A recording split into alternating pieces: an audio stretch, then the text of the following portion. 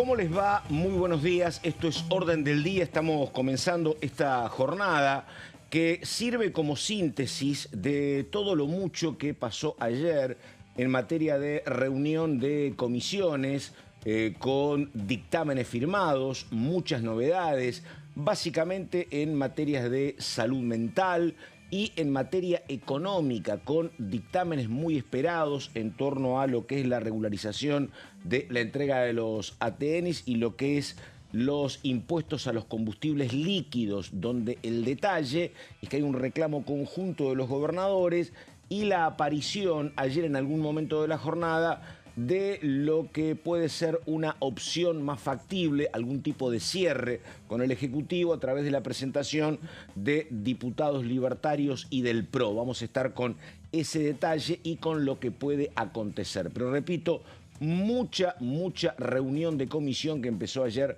muy temprano y terminó tarde, así que vamos a estar con la síntesis. Enseguida estoy con los títulos, pero antes saludo a mi compañero, el señor Gonzalo Solaberrieta. ¿Cómo le va, caballero? Buen día. ¿Cómo andas, Pato? Buen día. Bien, bueno, bien. después de una jornada muy extensa, con muchos títulos y sobre todo con muchos dictámenes, que era lo que se esperaba finalmente para una próxima sesión, que la gran pregunta es si será el próximo 20 de agosto o el próximo 27 de agosto. Son dos fechas tentativas a falta de una confirmación oficial, después de muchos temas que ayer aquí en la Cámara de Diputados han pasado por aquí. Muy bien, estamos con las placas de Solaberrieta en un ratito, pero antes vamos a las 11 de la mañana y 3 minutos, vamos con los títulos del día. A ver, por favor.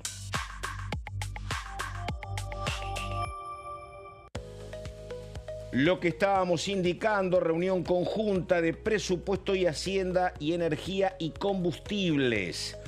Dictamen para el proyecto que modifica el impuesto a los combustibles líquidos.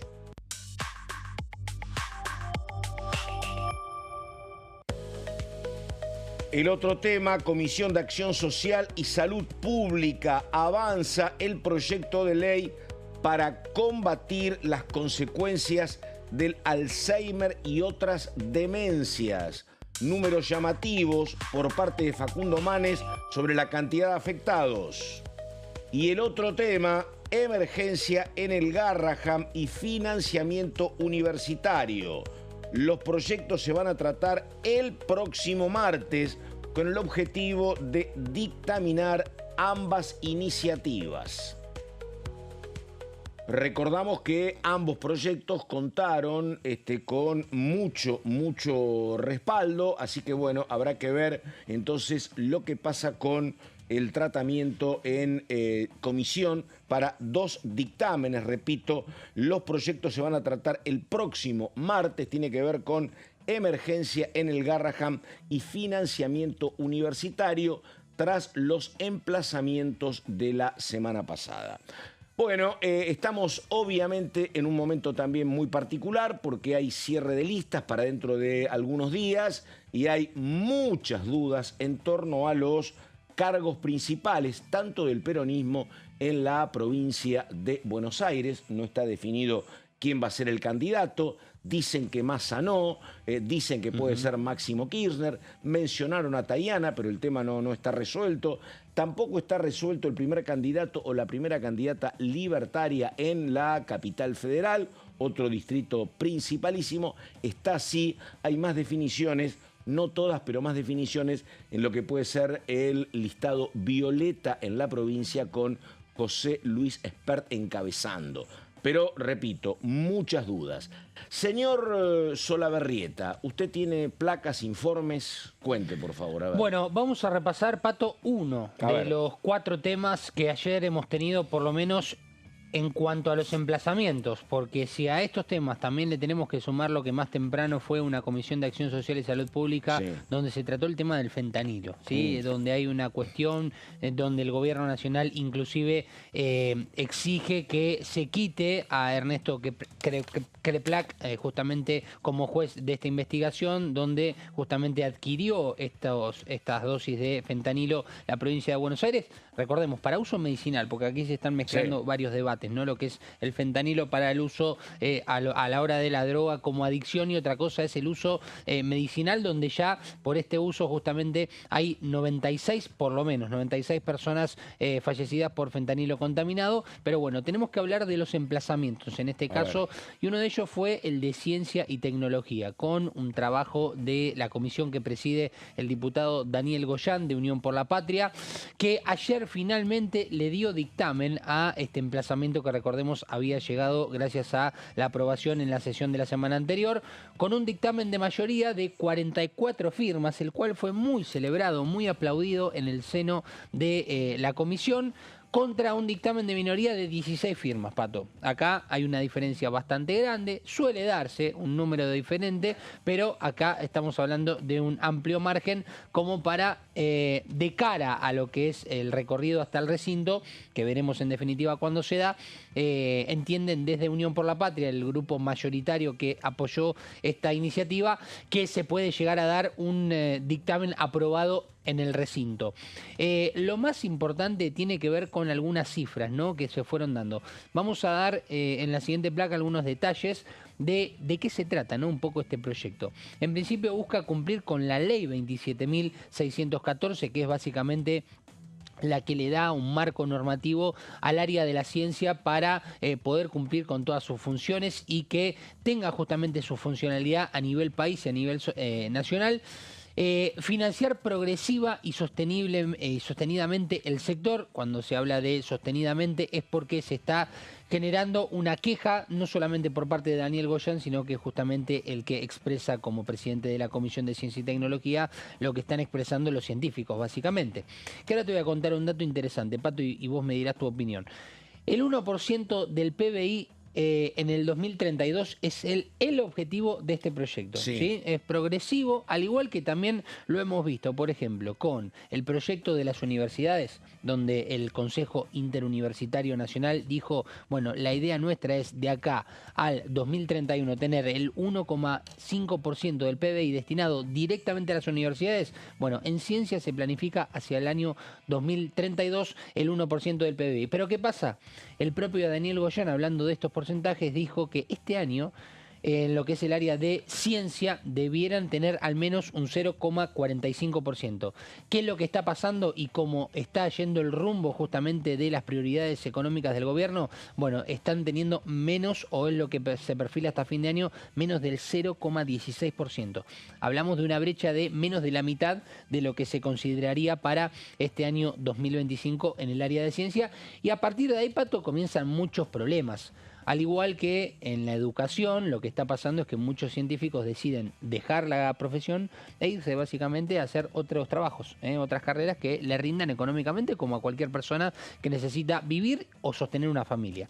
Vamos a ir a la siguiente placa para terminar con algunos detalles de este, que fue uno de los temas tal vez más importantes, y que habla de la recomposición de las partidas correspondientes, que aquí hay un tema muy importante porque estamos hablando lógicamente de no solamente de aquí en adelante, sino también de la deuda que está teniendo el gobierno nacional para con el sector de la ciencia, y que además busca convocar a el Consejo Interinstitucional de Ciencia y Tecnología y también al Consejo Federal de Ciencia, Tecnología e Innovación para el análisis de la ejecución presupuestaria, algo que en definitiva se va a estar dando, Pato, si es que esto se aprueba en el recinto. Daniel Goyán fue bastante contundente cuando habló ayer en el seno de esta comisión, habló de porcentajes. Al mismo tiempo esto se da en el contexto de lo que el CONICET empezó a mostrar también como una muestra de acá estamos, con esta investigación que se hizo en las profundidades del mar. Y sabés que hablaba hace muy poquito tiempo, Pato, con una investigadora del CONICET. ¿Y sabés qué me decía dentro de la autocrítica? Me decía, claro, para que vos tengas inversión en ciencia, lógicamente esto que te da soberanía. Pero al mismo tiempo, dentro de la autocrítica, ¿sabés lo que decía? Sabemos que los científicos estamos lejanos a la sociedad. Esto se puede tomar como con muchas interpretaciones, ¿no? Básicamente. Pero, ¿sabés qué pasa con esto que te estaba escuchando con atención? Sí. Y esto es la peor foto de lo que nos pasa como sociedad con la dirigencia política. Porque yo recuerdo claramente cuando en tiempos de Alberto Fernández, en la Comisión de Ciencia y Técnica se iba votando esto que era el incremento progresivo hasta el 2031, 2030, para que fuera creciendo el porcentaje que se destinaba del presupuesto para ciencia y técnica. El plan nacional, decís vos. Sí, 2030. pero ¿sabés qué pasa? Esto es el reflejo de lo que sucede en muchísimas cuestiones. Y no hablo de Europa del Norte, no hablo de Noruega, no hablo de Finlandia, hablo de lo que nos rodea, donde la Argentina se caracteriza particularmente, lamentablemente, por no tener la más mínima política de Estado. Y te puedo comparar con Uruguay, te puedo comparar con Chile, te puedo comparar con Brasil, donde no es un hecho nimio. Vos ves que en Uruguay o en Chile de vez en cuando aparecen una foto de los expresidentes y los mandatarios juntos. Acá eso es imposible. Y como es imposible eso, es también inexistente ninguna mínima política de Estado. Todo cambia o cada 4 o cada 2, pero cambia radicalmente. Esto en los vecinos no cambia. Digo, Brasil puede pasar de Lula a Bolsonaro, pero las reservas del Banco Central de Brasil son siempre de 300.000 millones de dólares. Vos podés pasar de la calle a Pepe Mujica, pero hay cuestiones de materia de política exterior que no se modifican. Y no se modifican mucho menos en Chile. Vos tenés una política energética, una política minera.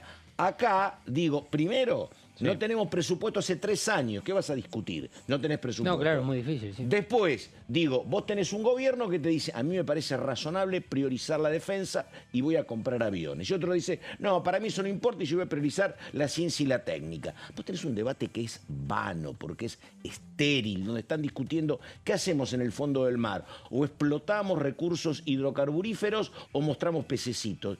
Y no es una antinomia. Las dos cosas pueden coexistir y se están matando. Pero, repito, no hay una mínima estrategia de conjunto. Y además cambia radicalmente cada 2 o cada 4 años. Pasamos de Cristina a Macri, de Macri pasamos a Alberto, de Alberto pasamos a Milei. Y la verdad que todo cambia y es una desorganización, una falta de políticas de Estado muy llamativa, repito, donde no te estás comparando con países desarrollados de verdad, te estás comparando con tus pares y perdés. Eso es un ejemplo de lo que está pasando. Sí, ayer se reiteró mucho esta cuestión pero de la crítica de la oposición en decir, bueno, estamos partiendo de un debate donde no tenemos un presupuesto. Muy difícil en principio hacer la progresión de, bueno, ¿cuántas partidas? Es que lo que pasa es que vamos a venir con un problema muy grave, porque acá esto parte de un pecado original, que es cómo llega el gobierno de Milei al poder. Llega como resultado de la elección del 2023, pero es la consecuencia del balotaje. Pero en primera instancia, el oficialismo saca el 30%, saca 37%, si no me equivoco, el 37, peronismo, por eso. Entonces, el tema es que lo que no quiere el gobierno, que es una mirada que uno tiene que entender, no quiere discutir el presupuesto porque como no tiene números, se lo van a despedazar. Lo que sucedía antes era que los oficialismos llegaban con una mayoría casi general en el presupuesto, entonces vos podías imponer tus condiciones porque tenías número en diputados y senadores. Ahora yo tengo mis dudas de lo que va a pasar en septiembre, porque la verdad el gobierno no va a tener número para resistir lo que va a ser más presupuesto para ciencia y técnica, más presupuesto para educación, más presupuesto para el Garrahan, que son medidas entendibles. El tema es que vos deberías responder también, es muy entendible y yo tengo estos recursos. Sí. Esa pelea va a ser como muy de, no sé, muy de matarse, de despedazarse, porque no va a haber acuerdo. Y entonces me parece difícil lo que viene. Pero bueno, por eso el gobierno lo que te decía es como si yo discuto, pierdo y prorrogo el presupuesto y me manejo como me manejo. Claro, pero te manejaste en el 24 y en el 25, en el 26 va a ser más complicado. Sí, discrecional sería el reparto, exactamente como se está, bueno, fue uno de los grandes debates sin dudas de lo que significaron los adelantos del Tesoro Nacional. Sí. Una de las cuestiones por las cuales en definitiva se terminaron generando 4 dictámenes, donde inclusive sorpresa para muchos, los que estábamos ahí, nos sorprendíamos de que el oficialismo, La Libertad Avanza con el PRO, firmaron un dictamen no de rechazo, sino con una propuesta. A ver, Gonzalo, hay mucho, tenemos un invitado dentro de un rato, pero ayer fue otro día que al gobierno lo tranquilizó en materia de resultados económicos porque llegó la inflación de julio y había una preocupación muy razonable de ver cuánta traslación a precios había, porque el dólar había aumentado en el último mes algo así como un 13-14%. Si eso se trasladaba a precios, bueno, la verdad que iba a ser un tema muy problemático.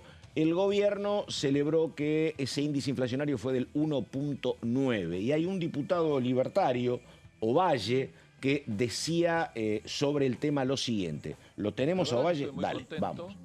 1,9 de inflación del mes pasado no es una cifra cualquiera, a pesar del aumento que hubo, por supuesto, en la cotización del dólar. Esto no ha incidido en la determinación de los costos y de los precios. Así que lo tomo como un tema muy bueno, muy positivo para la economía, muy de apoyo a la política del ministro de Economía, Caputo, y creo que es importante que hay un apoyo no solamente de, obviamente, el gobierno, sino también de los empresarios que no están remarcando todos los precios, que eso hace a la buena convivencia de la economía en apoyo al plan económico. Ahora, también hay que tener claro de que muchísimos, especialmente personas que están apostando al fracaso de este gobierno, la verdad les diría, señores, vayan buscando trabajo, vayan yéndose a otro lado, empiecen a trabajar en la actividad privada, porque este plan está para quedarse y va a seguir para adelante. La gente nos está apoyando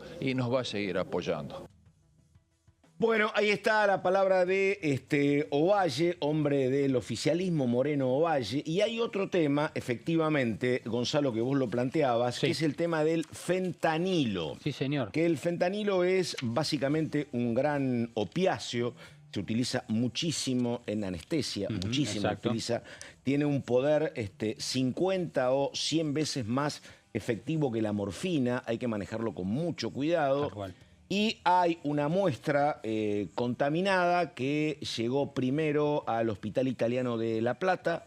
Hay fallecidos, hay una historia, la verdad que muy, muy dura. Están planteando algunos inacción del ANMAT, que es el organismo encargado del control, porque los primeros datos sobre fallecimientos y problemas datan del mes de mayo. Estamos en el mes de agosto, por eso hay una ventana muy complicada, y en el medio lo que el oficialismo nacional decía era, che, ¿por qué no investiga Crepla, que es el juez federal de la provincia de Buenos Aires? Y te decían, no investiga porque en tal caso debería ver lo que pasó con su hermano, que es el ministro de Salud de la provincia. Pero, repito, el otro dato es que quien se encargaba de controlar acá era el ANMAT. El ANMAT no tiene nada que ver con la provincia, es un organismo nacional y por lo tanto entonces estaban quienes cuidaban al ANMAT y miraban para otro lado y quienes cuidaban a la provincia y miraban para otro lado. Después de que los muertos llegaron a 90, dijeron dejemos de mirar lo que no hay que mirar y vamos a ver las responsabilidades que hay eventualmente en ANMAT y eventualmente en la provincia de Buenos Aires. Y por eso la conformación de comisiones investigadoras. Exactamente. Bueno, y ayer básicamente lo que se hizo fue una reunión bien temprano, antes del comienzo de todas las comisiones que trataban emplazamientos de salud, acción social y salud pública, donde, bueno, convocó finalmente Pablo Yedlin. Se habló justamente sobre el tema del fentanilo, esta cuestión que... Eso, perdóname, porque yo después hablé con Yedlin cuando iban a emitir un trabajo sobre ver qué se hace con la epidemia de Alzheimer. Primero fue fentanilo y después el Alzheimer. Exactamente, claro. Fue bien temprano en fentanilo y después se hizo el emplazamiento en referencia a la ley de salud mental, pero que hace eje principalmente pero la ley fentanilo, de ¿qué Alzheimer. supiste? Básicamente que se firmó un dictamen para lo que significan las solicitudes de pedidos de informes al Poder Ejecutivo, sobre todo de qué fue lo que se estuvo haciendo en cuanto al control, sobre todo pensando en la ANMAT como tema principal. Y lo que nos contaba Pablo Yedlin, Pato, ayer, era que básicamente lo firmaron todos los bloques. Sí, claro, obviamente. Que hay un acuerdo importante. O sea, dijeron, antes no querían porque dicen, che, no quiero investigar a Crepla, y el otro no quiere investigar a la ANMAT. Bueno, viste, hay 100 muertos. Y ahora habrá que ver qué pasa con esta solicitud del Gobierno Nacional de recusarlo justamente a Ernesto Kreplak en la investigación como juez, teniendo este vínculo con Kreplak, pero el ministro de Salud en la provincia de Buenos Aires. A ver, por ahí lo tenemos a Alejandro Ayala. Cuando esté ok, vamos a ir con Alejandro Ayala. Alejandro Ayala es el familiar de uno de los primeros fallecidos. Sí. Necesitamos, dijo Ayala, el apoyo de todo el recinto para que esto se pueda resolver. ¿Lo tenemos? Dale, por favor. También necesitamos del apoyo del kirchnerismo, necesitamos el apoyo de todo el bloque de todo el recinto para que esto se pueda esclarecer, porque eso no significa que una persona haya hecho las cosas mal, todos son responsables. Entonces necesitamos que den con los responsables principales y que el resto de los diputados o el resto de los políticos o los funcionarios públicos puedan llevar esto adelante como una política sanitaria que corresponde. Hay encubrimiento total. Hay un encubrimiento total por parte de los intereses. Acá hay un interés político, hay un interés por parte del narcotráfico, hay un interés por parte de personas que no quieren que hablen y nosotros mismos como familia nos sentimos silenciados. Nos quieren callar. Nosotros no nos vamos a callar, vamos a ir hasta las últimas consecuencias. Al principio del recinto esto se trató primero a las 1 de la tarde, se les negó seguir avanzando la votación y al final del recinto los diputados no apoyaron esto, se pararon y se fueron. Pero sabían previamente que esto tenía que ir a votación y se tenía que seguir avanzando. Es decir, que pasó una semana, siguen aumentando las víctimas y todavía no siguen haciendo nada. Sí, es uno de los principales objetivos de este proyecto de resolución, es crear un comité que investigue los procesos y que sea claro para que toda la ciudad, para que todo el país se entere de lo que está sucediendo. Es algo que tiene que tomar una conciencia social en absoluto, no tenemos que esconder absolutamente nada en esto, por eso mismo nosotros estamos acá, para no esconder lo que está sucediendo y ser frontales en esta tragedia, la tragedia más grande de la salud pública argentina. Nosotros ahora estamos esperando respuestas a futuro para ser partícipes en este proyecto, que suponemos que van a estar vinculados todo el recinto, todos los diputados van a llevar adelante esta idea para que se pueda investigar, para que se pueda hacer transparente y que a futuro también el fentanilo tenga un control estricto sobre su uso y que no sea desviado al mercado negro o no tenga un uso inadecuado. Bueno, yo estuve hablando con Alejandro, el hermano fallecido era profesor de gimnasia, era una autoridad, era una carrera muy avanzada en la docencia de la actividad física y se internó para una operación casi de rutina, que era una operación de vesícula. Antes de todo esto, allá por el mes de abril es cuando se interna, hay una complicación y termina con perforación del duodeno. Entonces, obviamente, ahí hay mucha preocupación porque había habido mala praxis y en el intento de recuperación lo vuelven a internar y como estaba muy dolorido, en esa instancia le aplican el fentanilo contaminado. Increíble. Pero la primera operación lo habían dormido con otro tipo de productos, no con fentanilo, y había salido de la operación, pero hubo, repito, una perforación del duodeno y ante los fuertes dolores ahí le aplican fentanilo y termina falleciendo. Es el primer caso. Y además ellos consiguen, a través de autoridades del hospital, que les den el número del lote que estaba contaminado. El tema es que uno de los lotes se distribuyó por 18 hospitales de todo el territorio nacional, así que es un tema muy, muy complicado. Muy complicado, y todos mirábamos para otro lado hasta que pasó esto, hasta que se pusieron de acuerdo tirios y troyanos, oficialistas y opositores, y avanzaron, porque antes tenían preocupación por verse afectados y miraban para otro lado, y por eso el razonable enojo de Ayala. ¿Tenemos que irnos a la pausa? Usted me dice que sí. Perfecto. Solabarrieta, la pausa, esto es Orden del Día, ya venimos.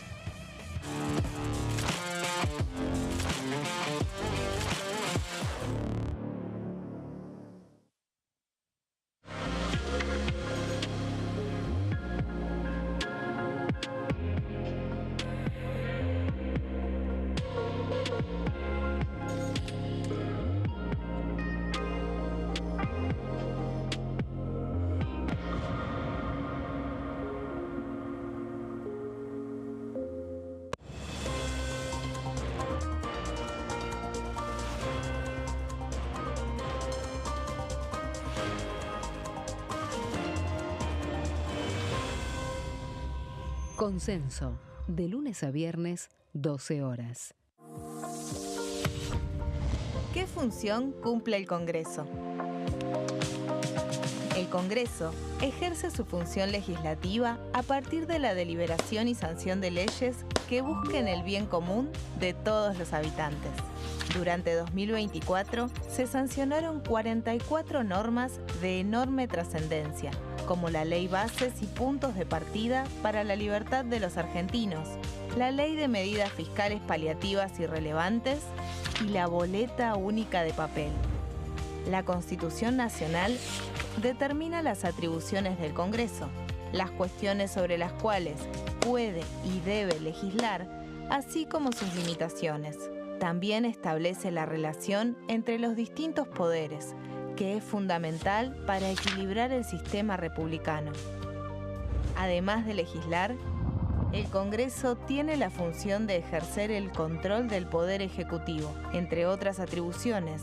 Ese control incluye el pedido de informes, las interpelaciones, la actuación de la Auditoría General de la Nación, dependiente del Congreso, la posibilidad de solicitar juicio político y la aprobación de las cuentas de inversión. Desde la reforma constitucional de 1994, el jefe de gabinete de ministros tiene la obligación de concurrir periódicamente al Congreso para informar acerca de la marcha del gobierno. Este informe se realiza alternadamente en cada Cámara del Congreso.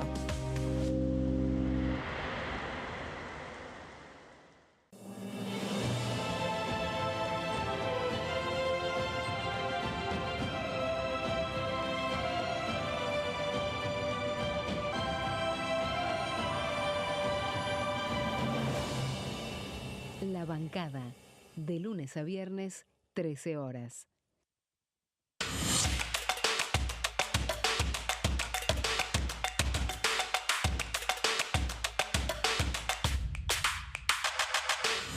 Quórum, de lunes a viernes, 14 horas.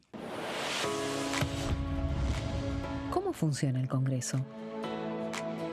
Cuando un proyecto de ley ingresa a la Cámara de Diputados, ya sea presentado por un legislador, enviado por el Poder Ejecutivo o producto de una iniciativa popular, se trata primero en el ámbito de las comisiones. Las comisiones son el espacio de análisis y debate sobre los proyectos conformadas por legisladores de distintos bloques. Hay 46 comisiones permanentes que son centrales en la discusión parlamentaria, como Presupuesto y Hacienda, Asuntos Constitucionales o Legislación General. Existen también 32 comisiones especiales que tratan temas específicos. En su mayoría son bicamerales, es decir, que están compuestas por diputados y senadores, como la bicameral de trámite legislativo, encargada de analizar los decretos del Poder Ejecutivo. Para que un proyecto sea tratado en el recinto, debe contar con el apoyo de la mayoría de los integrantes de las comisiones a las que haya sido girado. Al finalizar una reunión de comisión, se dictamina sobre la pertinencia de tratar el proyecto en el recinto. El dictamen puede plantear la aprobación del proyecto o su rechazo.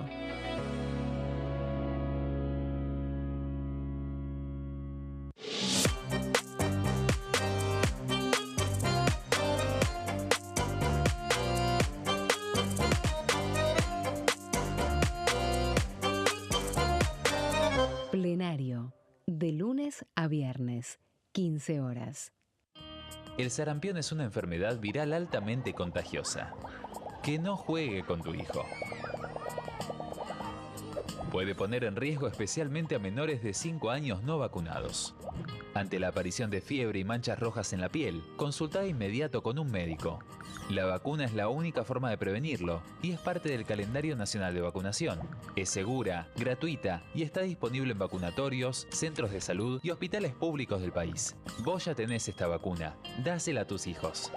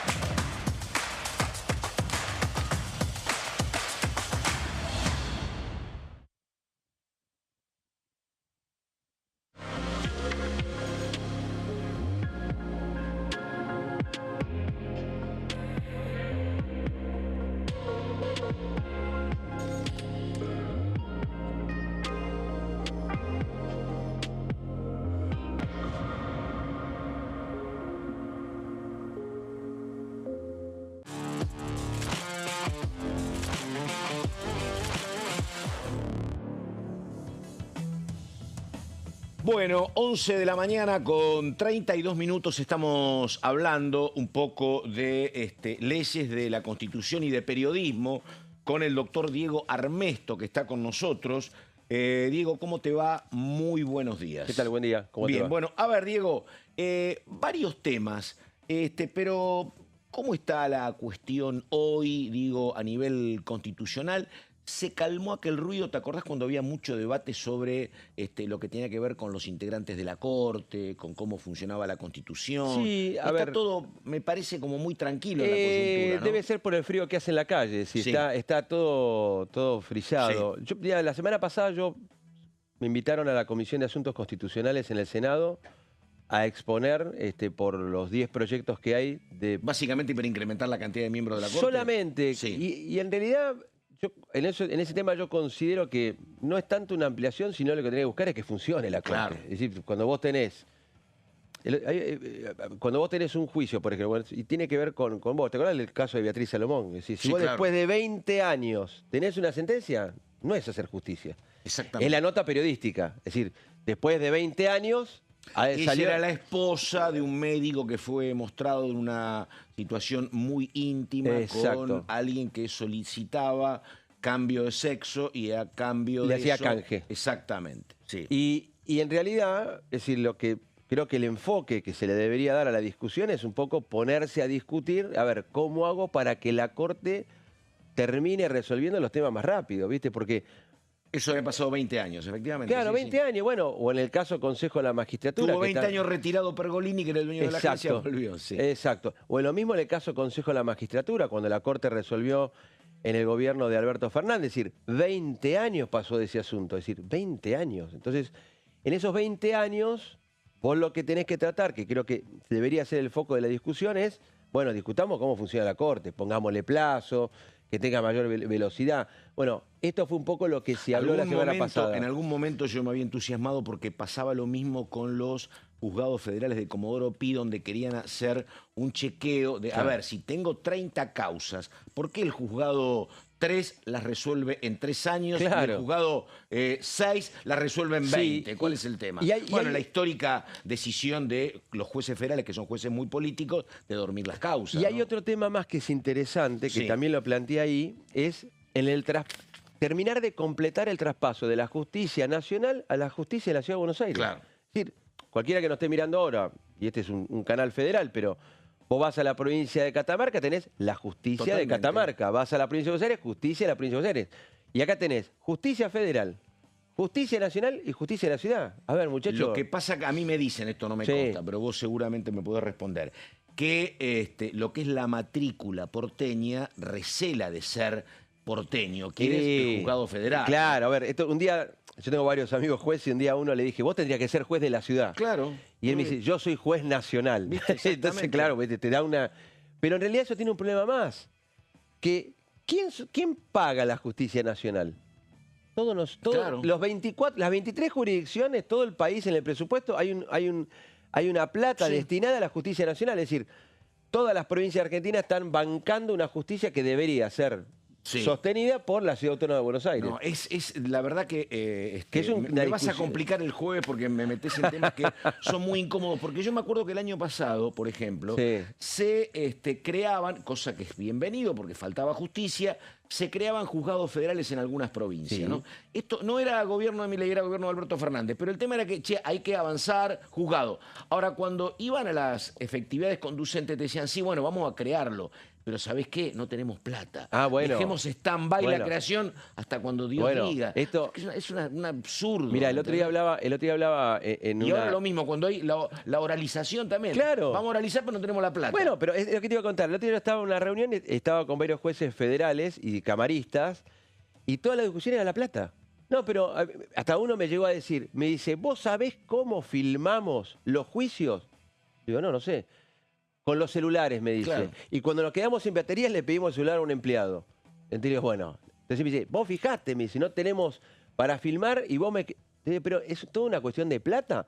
Pero también tenemos que discutir las cosas que hacen el funcionamiento de la justicia. Vos no te podés tener juicios que duren 20 años. Por supuesto. Es una locura. Pero es muy interesante eso que planteas, porque creo que hay un debate en la Argentina que no se da, que es el discutir la realidad argentina a partir de la escasez. Claro. Entonces uno debería, porque a uno le incomoda que no se pueda filmar el juicio, ¿no? Exacto. Pero si vos decís, mira, ¿sabes por qué no se puede? Porque yo esta plata que te la debería dar a vos, se la estoy dando, ponele a la emergencia por discapacidad. Entonces se entendería, bueno, no sería tan grave. O no le estoy dando la plata a la discapacidad porque estoy dando al Garrahan. Claro. Pero digo, vamos a priorizar dentro de la escasez. Porque Sí. si no, todos tenemos cuota parte de derecho para lo mío. Bueno, Pero eso es algo que podemos decir que la irrupción de la presidencia de la administración de Milei es lo que hace el quiebre de empezar a discutir esta cosa, flaco. Sí.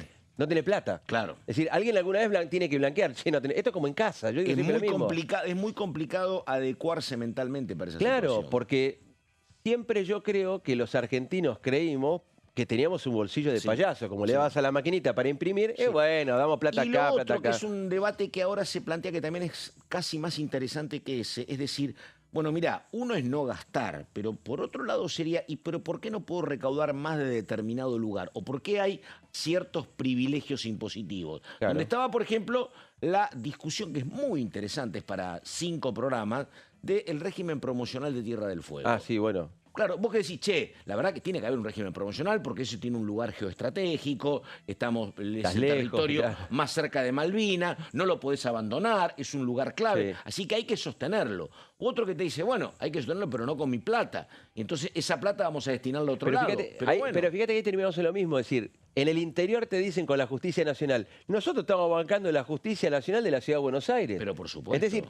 entonces ahí creo que la discusión en este tiempo es también las prioridades. Pero por supuesto, y escúchame, ahora que te metes con eso que es divino, porque el tema de la justicia la gente a veces lo conoce cuando le toca, y Claro. cuando toca la justicia siempre es para mal, porque tenés algún problema, alguna demanda.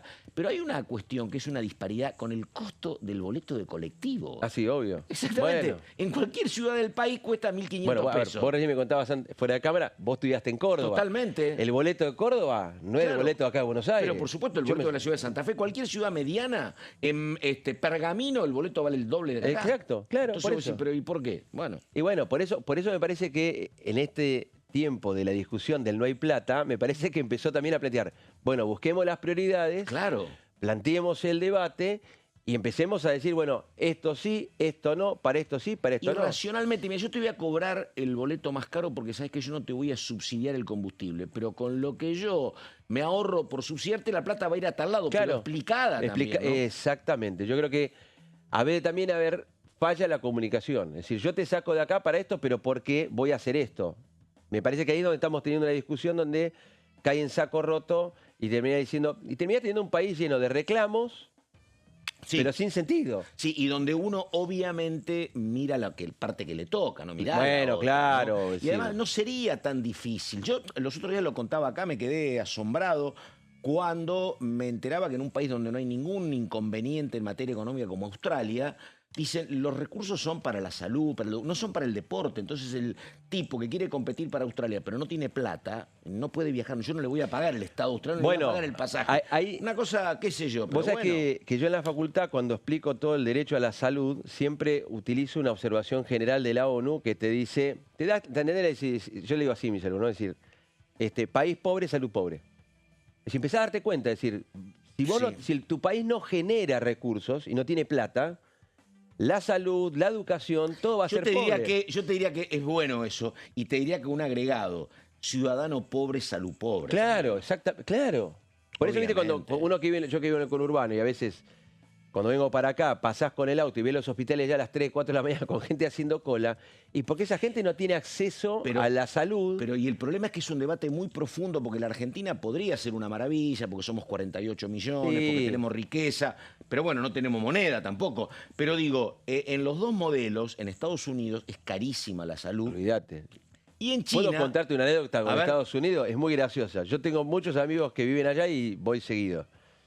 Y un día yo me sentía mal, ¿no? Me sentía mal. Y digo, che, acá cerca me podés llevar, tenés Sí. el hospital. Sí, me dice, yo te llevo, te tiro del auto y me voy. Claro. Y le digo, ¿por qué? Me dice, le mostrás tu seguro, que te cubra el seguro hasta donde te cubro, pero yo no puedo aparecer, ni me nombrés ni dónde vivo. ¿Por qué? Porque si no me vienen a cobrar a mí. Vos fijate, es decir, No, por supuesto. imagínate acá es es una puerta giratoria. Tengo un conocido que viene una vez cada 2 o 3 años, básicamente para el dentista, porque acá el dentista es caro. El dentista barato. Pero claro, pero allá el dentista es, Mirá, claro. Tengo uno que vino el mes pasado, que vive en, no sé si en Miami o Washington, no sé cuál de los dos era de mis amigos, y me dijo, me viene a hacer una ecografía, una videocolonoscopía.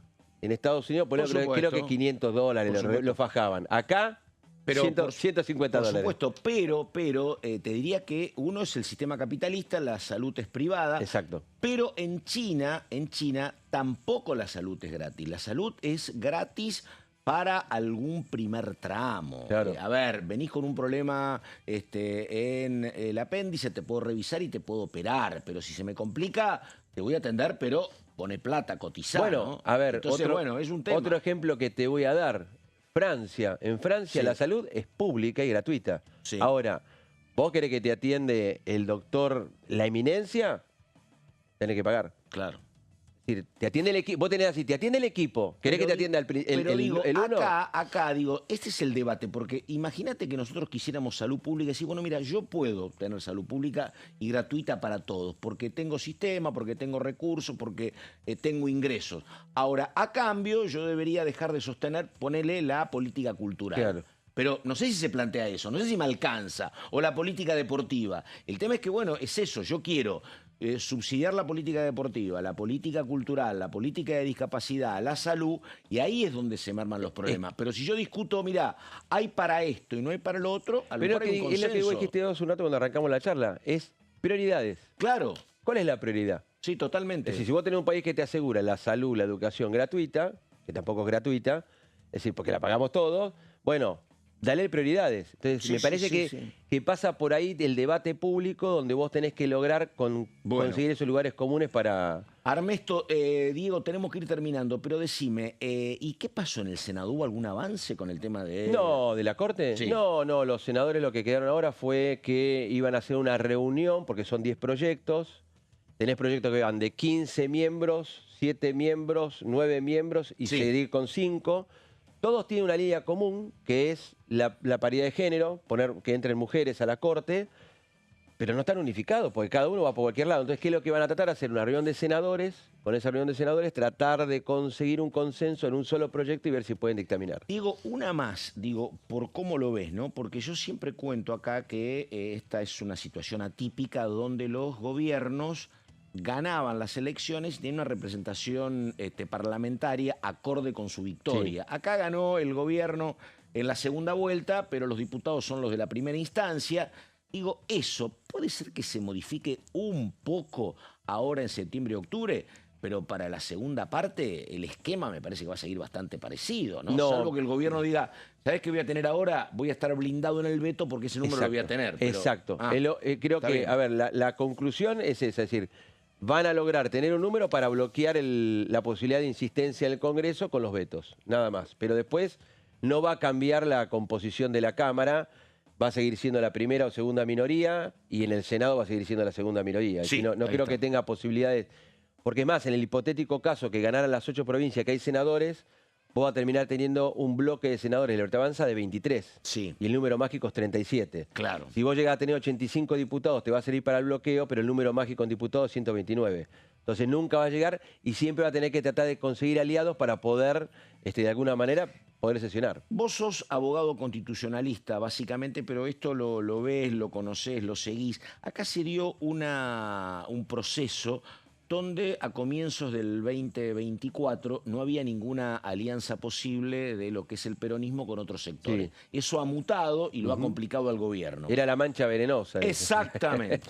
No podías votar con ellos porque eras igual que ellos. ¿Eso llegó para quedarse, ese matrimonio, o es un matrimonio por conveniencia? ¿Cómo lo ves? Yo creo que es un matrimonio que tiene consecuencias electorales. Vos estás en pleno debate electoral y necesitas poner en la agenda pública, en el debate, temas. ¿Para qué? Para decir, bueno, no quieren que se aumente la jubilación. Los 3 temas que vos nombrás, Garrahan, jubilados y moratoria, ponele. Sí, discapacidad. Y discapacidad, ahí está. Esos son los 3 temas que va a girar, pero nadie se enfoca, creo que en lo que estamos hablando, que también el tema de la justicia es un tema. Y claro. Porque cuando vos tenés inseguridad, también tiene irresponsabilidad la justicia. Entonces no terminamos de resolver los problemas que aquejan a la gente, porque uno puede decir, bueno, la inflación bajó, está más o menos ordenándose la macro, pero tenemos que empezar a discutir los temas de la gente. Ahora, la mancha venenosa te invita, te hace subir a la ola para Totalmente. que en el debate público discutamos las cosas que quieren ellos imponer en la A mí me agenda. parece que el tema de la justicia es un tema más macro,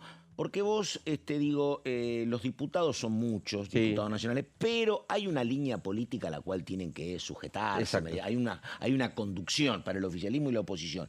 Pero con los jueces, viste, cada juez es Sí. un mundo, viste. Cada Entonces, juzgado es un mundo. Claro. Cada juzgado es claro. un mundo, tiene su ley y su código procesal, que eso es lo que a nosotros los abogados nos complica, lo que ejercemos la profesión. Ahí está, el doctor Diego Armesto. Diego, muchísimas No, gracias, gracias. gracias. Muy buenos días, pasó por orden del día. Y vamos nosotros ahora, cuando nos quedan apenas 8 minutos, 7 para ir terminando, vamos con un hombre de la coalición cívica, con el diputado Juan Manuel López. Lo tenemos a López, a ver.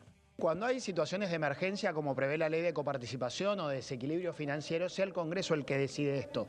Porque no lo acuso a este gobierno de esta situación, pero así a los gobiernos anteriores han utilizado los ATN para comprar voluntades en el Congreso, para, en fin, castigar o no a una provincia. Siempre se dijo látigo y billetera de Néstor y de Cristina Kirchner y antes de otros presidentes.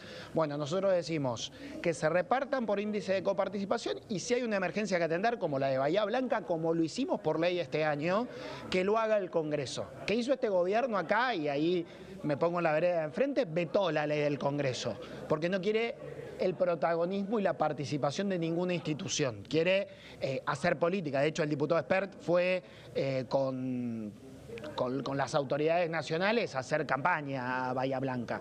Pero bueno, esa es nuestra propuesta y ojalá presentamos nuestro dictamen y veremos qué se da en la sesión en la que se trate este tema. Hay provincias que han recibido muchos ATN porque son amigas del gobierno de turno y hay provincias que no. Es un punto de la coparticipación, es mucho dinero que los gobiernos utilizan discrecionalmente para premiar o castigar a una provincia. Y la verdad que es eso, hoy el gobierno no los está usando para nada. Y eso también está mal. O sea, está mal que los usen para premiar o castigar, está mal que el gobierno se quede con la plata, porque no es plata que le pertenece, es plata que está destinada a situaciones muy puntuales. Bueno, digamos que hay un agregado en eso que dice Juan Manuel López cuando dice que el gobierno no los utiliza a los ATN y está mal también eso. La explicación que se da es que el gobierno justamente no los utiliza los ATN para decir, acá está la plata, esto es parte de nuestro logro con el equilibrio fiscal, no es que la gastamos. Pero bueno, es el argumento también cuestionado por los diputados.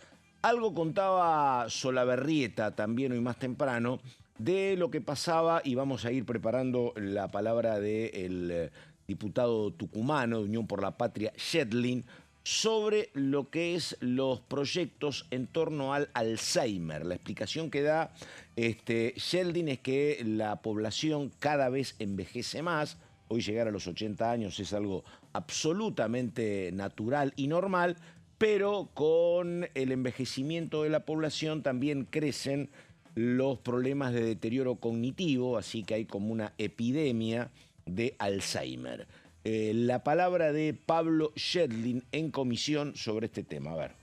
La verdad que gracias al emplazamiento que hizo el cuerpo, hoy pudimos hacer esta plenaria que nos debíamos, que era la plenaria con presupuesto y salud y acción social. Salud ya había tratado este tema en reuniones informativas y lo había dado dictamen también, y ahora volvemos a dar de este dictamen, ratificamos la necesidad de que esto vaya al recinto, se transforme en media sanción, vaya al Senado y se transforme en ley. Las demencias son una problemática que está claramente relacionada con la edad. En la medida que las poblaciones envejecen, la posibilidad de tener cada vez más demencias es un hecho. Si bien es verdad que también el Alzheimer y las demencias se pueden prevenir, y gran parte de la prevención de estas enfermedades, a pesar de que la gente no lo sepa, son cosas sencillas, tiene que ver con la misma prevención que hacemos cardiovascular, o sea, la actividad física, bajar el colesterol, controlar los parámetros cardiovasculares, disminuyen el riesgo claramente de demencia, casi el 40% de las demencias se pueden prevenir. Además de esto, otros temas como son la audición correcta en las edades mayores, cuidar el tema de la audición, el tema de la soledad de los adultos mayores, o sea, tener a nuestros adultos mayores acompañados, a nuestros abuelos, en compañía de la familia, estas cosas, y mantener un contacto social, lo mismo que por supuesto los estudios, la formación, todas estas cosas son cosas que previenen y bajan el riesgo de demencia. Entonces, bueno, lo que esta ley hace básicamente es esto, es poner en agenda pública este tema, crea el programa e intenta de esta manera llevar estas medidas preventivas a todos los argentinos y argentinas, que como ustedes saben es una población que está envejeciendo. Los argentinos, nuestra natalidad ha ido en descenso, ha bajado casi un 30%, y bueno, cada vez tendremos más argentinos mayores y tenemos que prepararnos para cuidarlos. Bueno, ahí está, ¿no? Un tema, porque, bueno, veníamos hablando con Armesto y antes, lo que plantea Yeldin es absolutamente entendible, pero después habrá que ver también cómo se gestionan los recursos necesarios.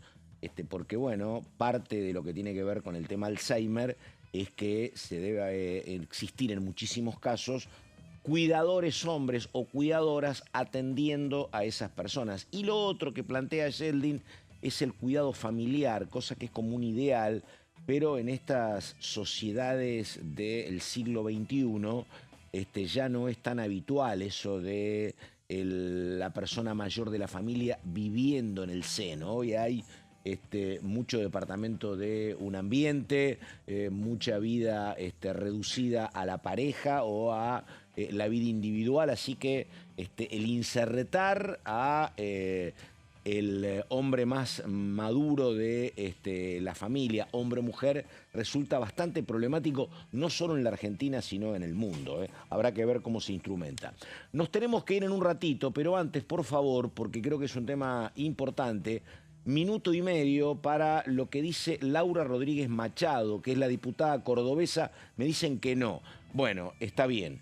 La diputada plantea el tema de los ATN y yo quería registrarlo porque es una diputada cercana al oficialismo. Y hay que estar atentos con esto porque el gobierno, hasta donde sé, por algunas colegas que estuve leyendo, el gobierno quisiera buscar algún tipo de salida con el tema ATN porque es un reclamo de todos los gobernadores. Y el gobierno dice, en esto confronto, pero acá no, y los ATN podría ser un camino donde hubiese alguna coincidencia. Por eso le vamos a escuchar a Laura Rodríguez Machado, pero queda para la próxima. Hasta aquí llegamos. Esto fue Orden del Día. Por nuestra parte, nada más. Atentos simplemente el fin de semana a lo que está pasando con definición de listas. Para este micromundo parlamentario es muy interesante. Faltan definiciones clave, básicamente para el sector libertario. Primera candidata o candidato en la ciudad de Buenos Aires. Y tampoco está resuelto el primero o la primera candidata del peronismo en la provincia para octubre. Por nuestra parte nada más, muchas gracias y recordamos que enseguida continuamos con más DTV. Nada más, gracias, buenos días.